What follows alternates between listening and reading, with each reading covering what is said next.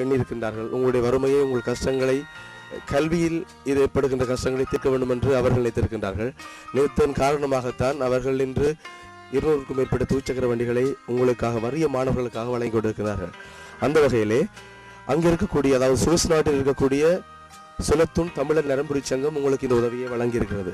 இது தொடர்பாக நீங்கள் உங்களோட மனசில் உள்ள கிடக்கை, உங்களுடைய உள்ளத்திலே இருக்கின்ற எண்ணக்கருக்களை ஒரு முறை சொல்லுங்கள் பார்க்கலாம். நாங்கள் எவ்வளோ காலமாக பாடசாலை நடத்தான் சொல்கிறேன்.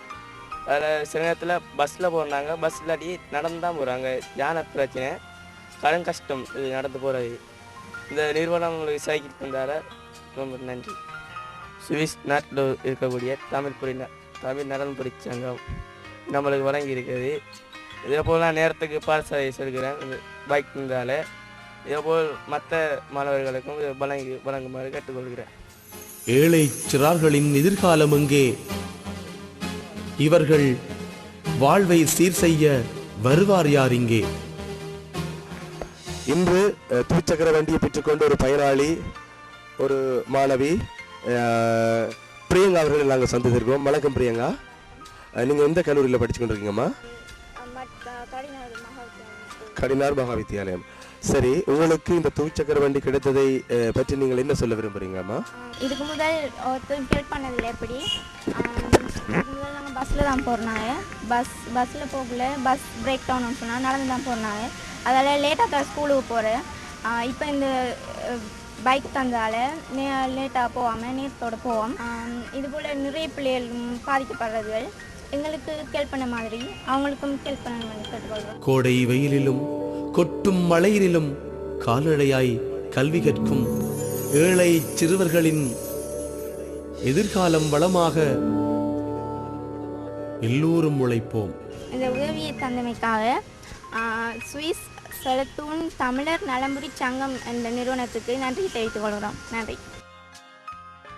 நாங்கள் இன்று ராவல்காடு நாமக்கல் வித்தியாலய மாணவி செல்வி விக்னேஸ்வரி அவர்களை சந்திக்கின்றோம். அவர் சுவிஸ் சுலத்துன் தமிழர் நலம்புரி சங்கத்தினுடைய உதவியால் இன்று துவிச்சக்கர வண்டியை பெற்றுக் கொண்டிருக்கின்றார்.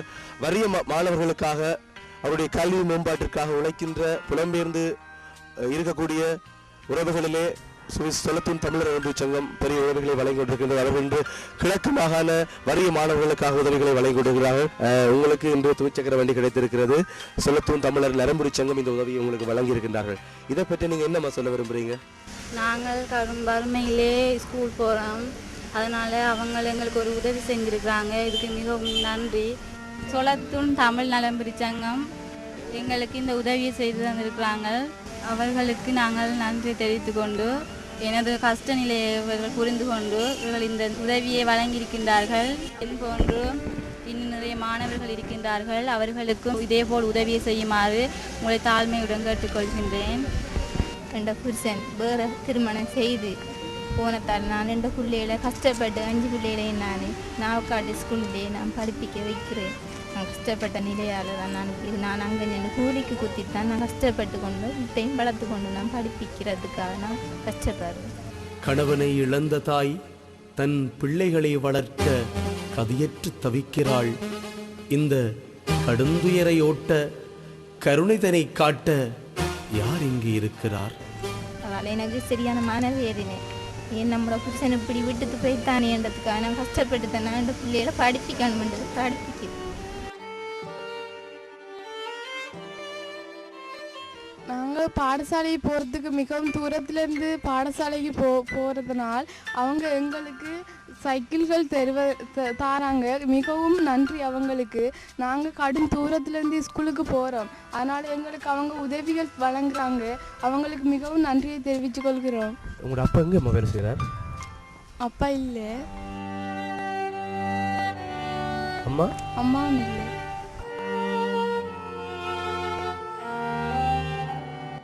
காரணமாக நாங்கள் இவ்வளவு இழந்திருக்கோம். இவ்வளவு என் கணவர் இழந்திருக்கிறோம். 2008ஆம் ஆண்டு எங்களோட கணவர் இல்லை. எனக்கு 3 பெண்பிள்ளை. இவர் மூத்த ஓயல் படிக்க 4ஆம் ஆண்டு படிக்கக்குள்ள உங்களோட அப்பா பிடிச்சிட்டு போனவங்க இன்னும் இல்லை. இப்போ எனக்கு 3 பொம்பளை பிள்ளை 2 பேர் இருக்காங்க வீட்டில். இவதான் மூத்தவ. மிகவும் கஷ்டத்து மத்தியில் ஸ்கூலுக்கு போகிறவ. சுவிஸ் சுலத்துன் நலம்புரி அமைப்பால் எங்களுக்கு சைக்கிள் பிள்ளைக்கு துவிச்சக்கர வண்டி கிடையாது. அதுக்கு மிகவும் நன்றி, அந்த அமைப்புக்கு நன்றி, அதை உதவி செய்தவர்களுக்கு நன்றி என்று கூறி கடமைப்பட்டு. நாங்கள் இன்றைய மாணவி சுகந்தினியை சந்திக்க வந்திருக்கின்றோம். வணக்கம் சுகந்தினி. வணக்கம். நீங்கள் எந்த ஸ்கூல்ல படிக்கிற? மட்மாமே பெரிய புள்ளமலை ரோமன் கத்தோலிக்க தமிழ் கலவ பாடசாலை. நீங்கள் உங்களோட அக்காவோட வந்திருக்கீங்களா? உங்களுக்கு சுவிஸ் சொலத்தூன் தமிழர் நரம்புரி சங்கம் உங்களுக்கு துவிச்சக்கர வண்டியை வழங்கியிருக்காங்க. அதாவது நீங்கள் பாடசாலைக்கெல்லாம் லேட்டாக போகிறீங்களா, டியூஷனுக்கெல்லாம் போக கஷ்டமாக இருக்காம், உங்களுக்கு சரியான கஷ்டமாக வீட்டிலையும், நீங்கள் அவைகளுக்கெல்லாம் இப்போ என்ன சொல்ல விரும்புகிறீங்க? இந்த உதவியால் நீங்கள் என்ன பயனடைய போகிறீங்க சொல்லுங்க பார்ப்போம். நாங்கள் ஸ்கூலுக்கு நேரத்துக்கு போவோம்.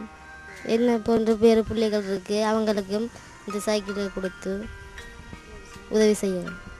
சுவந்தனுடைய அம்மா அப்பா யாருமே இல்லை? அம்மா இல்லை, அப்பா இருக்கிறாரு. நான் தான் எங்களோட குடும்பத்தில் மூத்த பிள்ளை. நான் பெரிய புள்ளுமலையிலேருந்து வருகிறேன். நானும் ஸ்கூல் படித்து நான் 10ஆம் தரம் படிச்சிருக்கிறேன். எங்களோட அம்மா இல்லை. எங்களோட அம்மா யான் அடித்து செத்துட்டாங்க. எங்களோட அம்மா சாகக்குள்ள எங்களோட அப்பாவும் இந்த தங்கச்சி இருந்தேன். எங்கள் எல்லாரும் குடும்பத்தோடு இருந்தேன். நாங்கள் அம்மா யான் அடித்து வந்துட்டாங்க.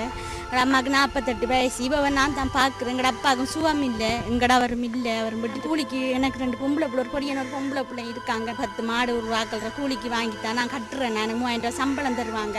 நான் அந்த நிலைமையில் எங்களோட அப்பாவுக்கு மேலே வயசு வைத்து 60 வயசாக போய்த்து. அப்போ அவரும் கொஞ்சம் என்ன தேடித்து வருவார். நானும் பால் கறந்து ஊற்றி இந்த பிள்ளைகள் 3 நான் வளர்க்குறேன். இவவும் நல்லா படிக்கிறேன். மற்றவங்க என்னோட வீட்டில் 2 பேர் இருக்காங்க. நான் கூலிக்கு போய் புல்லு கொத்தி அங்கே சேனை வழியாக போய்த்தான் நான் வேலை செய்தேன். அந்த பிள்ளைகள் 2 நான் வளர்க்குறேன். எங்களோட அம்மாவும் இல்லை. அதால் அவங்க கஷ்டத்தில் நான் வாழ்கிறேன். நாங்கள் மெயினில் ஸ்கூல்ல இருந்து 2.5 கட்ட தூரம் ஸ்கூலுக்கு நடக்கணும். கோடை வெயிலிலும் கொட்டும் மழையிலும் கால்நடையாய் கல்வி கற்கும் ஏழை சிறுவர்களின் எதிர்காலம் வளமாக எல்லோரும் உழைப்போம். எங்களது பிரதேசம் கடும் பின்தங்கிய பிரதேசம். நாங்கள் யுத்தத்தில் கடுமையாக பாதிக்கப்பட்டு 20-25 வருஷமாக நாங்கள் இப்படி சின்ன பின்னமாக ஓடி திரிஞ்சு இப்படி எல்லாரும் போய் இந்த பிரச்சனை தீர்ந்ததும் போய் குடியேறி எங்களோட அம்மா கூட யானை அடிச்சுட்டால பிள்ளைகளை ஸ்கூலுக்கு அனுப்பல. ஒரு நிலம் எனக்கு சரியான பயங்கட.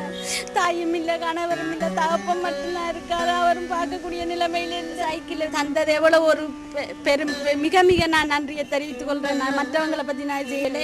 என்னை பொறுத்தளவில் எனக்கு சைக்கிள் தந்தது பெரிய மிகவும் உதவியான விஷயம். நான் என் அவ்வளோ கஷ்டத்துக்கு மத்தியில் நான் வரக்கூட பஸ்பி காசு இல்லாமல் நான் கடன் வாங்கிட்டு அவங்கள்ட்ட வந்து அந்த சைக்கிள் எடுத்து கொடுக்கணும். அதே மாதிரி இருக்கிற பிள்ளைகளுக்கு இன்னும் ஸ்கூல் படிக்கிற பிள்ளைகளுக்கு இந்த சைக்கிளை கொடுத்தா அவங்களுக்கு உதவியாக இருக்குமென்று நான் மிக மிகவும் தாழ்மையுடன் கொடுத்த நிறுவனத்துக்கு நான் கேட்டுக்கொள்கிறேன். அன்பான புலம்பெயர் உறவுகளே, சுவிஸில் இருக்கக்கூடிய தமிழர் நரம்புரி சங்கம் இந்த ஏழை சிறார்களுக்கு இப்படிப்பட்ட உதவிகளை செய்வது அதாவது ஒரு மிகப்பெரிய தர்மமாக நாங்கள் எண்ணுகின்றோம். தாய் தந்தையை இழந்து வறுமை கோட்டுக்குள் வாழுகின்ற இந்த உறவுகளை பாருங்கள். அவருடைய விழிகளில் சொருகின்ற ஈரங்களை பாருங்கள். அவருடைய நெஞ்ச குமரலை கேளுங்கள். அவர்களுக்கு இப்படிப்பட்ட உதவிகளை வழங்க வேண்டும். சம்பூர் மகாவித்தியாலய மாணவி செல்வி விதுஷிகா அவர்களை சந்திக்க வந்திருக்கின்றோம். வணக்கம் தங்கச்சி. வணக்கம் அம்மா. உங்களுக்கு சுவிஸ் நாட்டில் வசிக்கக்கூடிய புலம்பெயர்ந்து வாழ்கின்ற சொலத்தூன் தமிழர் நரம்புரி சங்கத்திலிருந்து உங்களுக்கு